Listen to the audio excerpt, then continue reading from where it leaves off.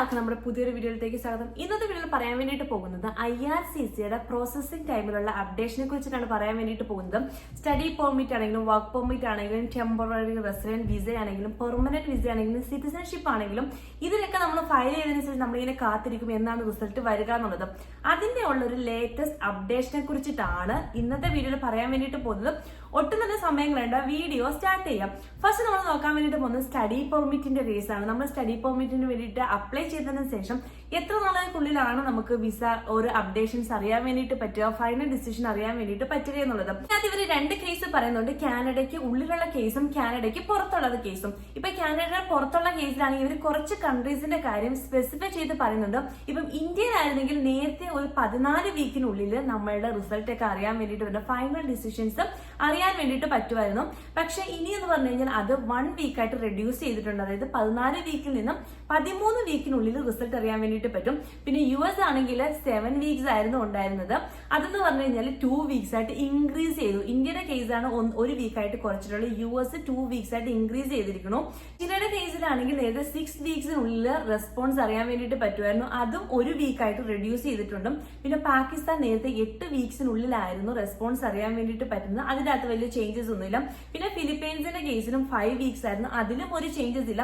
കാനഡയുടെ ഔട്ട്സൈഡിൽ നിന്ന് നമ്മൾ സ്റ്റഡി പെർമിറ്റിന് അപ്ലൈ ചെയ്യുമ്പോഴത്തേനും ഉണ്ടാകുന്ന റെസ്പോൺസ് കിട്ടാൻ എടുക്കുന്ന ടൈം എന്ന് പറയുന്നത്. ഇനി ഇൻസൈഡ് കാനഡ ആണെങ്കിൽ, കാനഡയ്ക്ക് ഉള്ളിൽ വെച്ചാണെങ്കിൽ നമ്മുടെ റെസ്പോൺസ് വരാൻ വേണ്ടി 3 വീക്സ് ആണ് എടുക്കുന്നത്. ഈ സ്റ്റഡി പെർമിറ്റിന്റെ എക്സ്റ്റൻഷൻ, കാനഡയ്ക്ക് ഉള്ളിൽ നിന്ന് നമ്മൾ സ്റ്റഡി പെർമിറ്റിന്റെ എക്സ്റ്റൻഷൻ അപ്ലൈ ചെയ്യുകയാണെങ്കിൽ 116 ദിവസമായിരുന്നു എടുത്തുകൊണ്ടിരുന്നത്.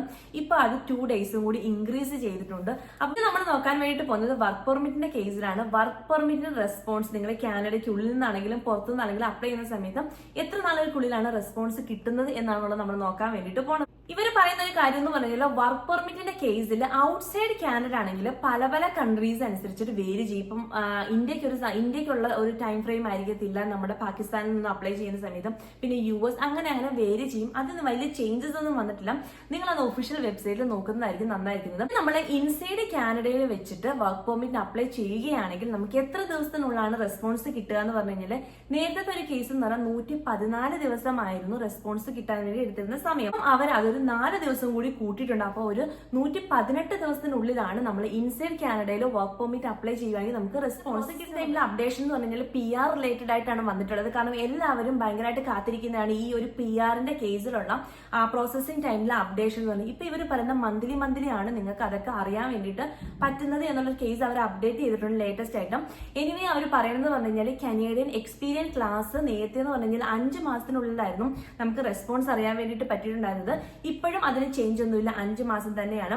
ഇനി അടുത്തത് ഫെഡറൽ സ്കിൽ വർക്ക് പ്രോഗ്രാം ആണെങ്കിൽ അതും 5 മാസത്തിനുള്ളിലായിരുന്നു നമ്മൾ ആപ്ലിക്കേഷൻ സബ്മിറ്റ് ചെയ്തിട്ട് റെസ്പോൺസ് അറിയാൻ വേണ്ടിയിട്ട് പറ്റിയിട്ടുണ്ടായിരുന്നത്. ഇപ്പം അത് 1 മാസം അവർ കുറച്ചിട്ടുണ്ട്. അതായത് നിങ്ങൾ ഈ ഒരു കാറ്റഗറിയിലാണ് അപ്ലൈ ചെയ്യുന്നതെങ്കിലും 4 മാസത്തിനുള്ളിൽ തന്നെ നിങ്ങൾക്ക് റെസ്പോൺസ് അറിയാൻ വേണ്ടിയിട്ട് പറ്റുമെന്നാണ് അവർ പറയുന്നത്. പിന്നെയുള്ളത് ഫെഡറൽ സ്കിൽ ട്രേഡ് പ്രോഗ്രാമിന് അണ്ടറിലായിരുന്നു. അത് ഇതുവരെയും ഡേറ്റാസ് ഒന്നും അവർ പറഞ്ഞിട്ടില്ല. അതായത് പണ്ട് എങ്ങനെയായിരുന്നു അങ്ങനെ തന്നെയാണ്. അതായത് ബാക്കിയുള്ള ഡോക്യുമെന്റ്സ് അങ്ങനെയൊക്കെ വെരിഫൈ ചെയ്ത് 4 മാസത്തിനുള്ളിലാണ് എങ്കിൽ ഇപ്പോഴും അത് 4 മാസത്തിനുള്ളിൽ തന്നെയാണ് എന്നുള്ളൊരു കണ്ടീഷനാണ് അവർ പറഞ്ഞിട്ടുള്ളത്. പിന്നെ PNB അതായത് provincial nominee programs via express entry through ആണെങ്കിലും നോർമലി അത് 7 മന്ത്സ് ആയിരുന്നു പണ്ടത്തെ കേസിൽ എടുത്തിട്ടുണ്ടായിരുന്നത്. ഇപ്പൊ എന്ന് പറഞ്ഞു കഴിഞ്ഞാൽ അത് 1 മാസം കൂടി അവർ ഇൻക്രീസ് ചെയ്തിട്ടുണ്ട്. നിങ്ങൾ PNB കാറ്റഗറിയിൽ അപ്ലൈ ചെയ്യുവാണ് ത്രൂ എക്സ്പ്രസ് എൻട്രി ആണ് എങ്കിലും ഇപ്പൊ ഇനി 8 മാസത്തിനുള്ളിൽ മാത്രമേ റെസ്പോൺസ് അറിയാൻ വേണ്ടിയിട്ട് പറ്റത്തുള്ളൂ. ഇനി അടുത്ത കാര്യം എന്ന് പറഞ്ഞു കഴിഞ്ഞാൽ നോൺ എക്സ്പ്രസ് എൻട്രി ത്രൂ നിങ്ങൾ PNB സബ്മിറ്റ് ചെയ്യുകയാണെങ്കിൽ 21 മാസമാണ് നോർമലി എടുക്കുന്നത്. ഇപ്പോഴും അത് തന്നെയാണ്, ചേഞ്ചസ് ഒന്നുമില്ല. അപ്പൊ നിങ്ങൾ PNBക്ക് non express entry through apply ചെയ്യുന്ന ആളാണെങ്കിൽ 21 മാസം കഴിഞ്ഞാൽ മാത്രമേ നിങ്ങളുടെ ഡിസിഷൻസ്, അതായത് 21 മാസത്തിനുള്ളിൽ നിങ്ങൾക്ക് ഡിസിഷൻ അറിയാൻ വേണ്ടിയിട്ട് പറ്റും.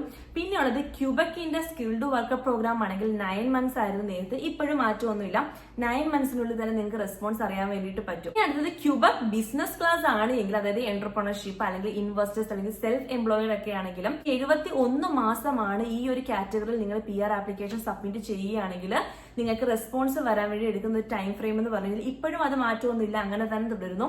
പിന്നെ ഫെഡറൽ സെൽഫ് എംപ്ലോയിഡ് ആണ് എങ്കിൽ 49 മാസമാണ്, ഇപ്പോഴും അത് മാറ്റമൊന്നുമില്ല.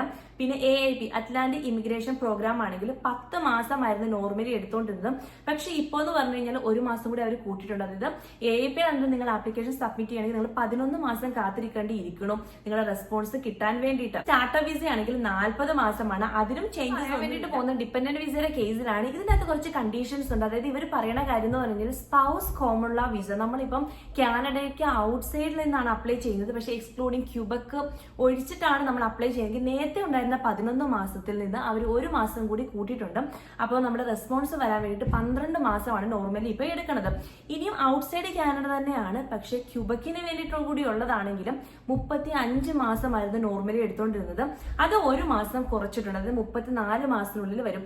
നോർമലി നമ്മൾ ഈ കാനഡയുടെ ബാക്കി പ്രൊവിൻസ് പോലെയല്ല, ക്യൂബക്കിലേക്കുള്ള എല്ലാ പ്രോസസ്സിനും ഒരുപാട് ടൈം എടുക്കും. അതായത് അവിടുത്തെ ആ ഒരു പേപ്പർ വർക്ക് ആണെങ്കിലും ഓരോ ഇത് വെരിഫൈ ചെയ്ത് വരുന്നതിനാണെങ്കിലും ഒരുപാട് സമയം നോർമലി എല്ലാ പ്രോസസ്സിനും ക്യൂബക്കിന്റെ കേസിൽ എടുക്കുന്നതാണ്. ഈ പറയുന്നത് സ്പൗസ് അല്ലെങ്കിൽ കോമൺ ലോയുടെ കേസിൽ ഇൻസൈഡ് കാനഡയാണ്, നോൺ ക്യൂബക്ക് ആണെങ്കിൽ നോർമലി 24 മാസമായിരുന്നു, ബട്ട് അത് 4 മാസം കൂടി കുറച്ചിട്ടുണ്ട്. അപ്പൊ 20 മാസത്തിനുള്ളിൽ ഇനിയിപ്പം നമ്മുടെ ഫൈനൽ ഡിസിഷൻ അറിയാൻ വേണ്ടിയിട്ട് പറ്റുമെന്നാണ് പറയുന്നത്. ഇനിയുള്ളൊരു കാര്യം എന്ന് പറഞ്ഞാൽ ഇൻസൈഡ് കാനഡയാണ്, ക്യൂബക്കിനും കൂടിയാണെങ്കിൽ നേരത്തെ 35 മാസമായിരുന്നു, ബട്ട് അത് പിന്നെയും ഒരു മാസം കൂടി കൂട്ടിയിട്ടുണ്ട്. അതായത് 36 മാസം എടുക്കും നമ്മൾ ഇൻസൈഡ് കാനഡ ക്യൂബക്കിന് വേണ്ടിയിട്ടാണ് ആപ്ലിക്കേഷൻ സബ്മിറ്റ് ചെയ്യുന്നത് എങ്കിൽ. ഇതിനുള്ളൊരു കാര്യം എന്ന് പറഞ്ഞാൽ parents grand parents visa non Quebec ആണെങ്കിൽ 33 മാസത്തിനുള്ളിലാണ് ഡിസിഷൻ വന്നുകൊണ്ടിരുന്നത്.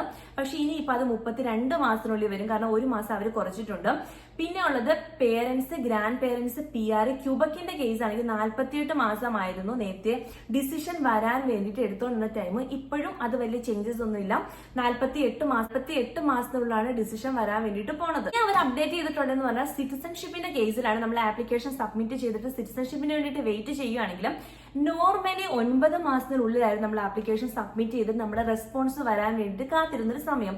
ഇപ്പം അത് അവർ ഒരു മാസം കൂടി കൂട്ടിയിട്ടുണ്ട്. അതായത് 10 മാസത്തിനുള്ളിലായിരിക്കും നമ്മളിപ്പോ സിറ്റിസൺഷിപ്പിന് ആപ്ലിക്കേഷൻ സബ്മിറ്റ് ചെയ്തിട്ട് നമ്മുടെ ഡിസിഷൻ അപ്രൂവലോ റിജക്ഷനോ എന്താണെന്ന് വെച്ച് കഴിഞ്ഞാൽ അറിയാൻ വേണ്ടിയിട്ടുള്ള ടൈം ഫ്രെയിം എന്ന് പറഞ്ഞു കഴിഞ്ഞാൽ 10 മാസമായിട്ടുണ്ട്. നേരത്തെ 9 നിന്ന് അവർ 1 കൂട്ടിയിട്ടുണ്ട്, 10 മാസം ആക്കിയിട്ടുണ്ട്. ഇനി ഇവർ അപ്ഡേറ്റ് ചെയ്തിട്ടുള്ള ഒരു അടുത്ത പ്രോസസിംഗ് ടൈം എന്ന് പറഞ്ഞു കഴിഞ്ഞാൽ കാനഡ പാസ്പോർട്ടിന് വേണ്ടിയിട്ടാണ്.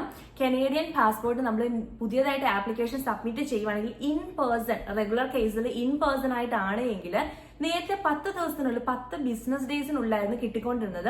അതിന് ഇപ്പോഴും മാറ്റമൊന്നുമില്ല, 10 ബിസിനസ് ഡേയ്സിനുള്ളിൽ തന്നെ കിട്ടും. ഇനി അടുത്തത് മെയിൽ ത്രൂ ആണ്. റെഗുലർ കാറ്റഗറിയിൽ മെയിൽ ത്രൂ ആണെങ്കിൽ 20 ബിസിനസ് ഡേയ്സ് ആയിരിക്കും, അതിനും ചേഞ്ചസ് ഒന്നും തന്നെ ഇല്ല.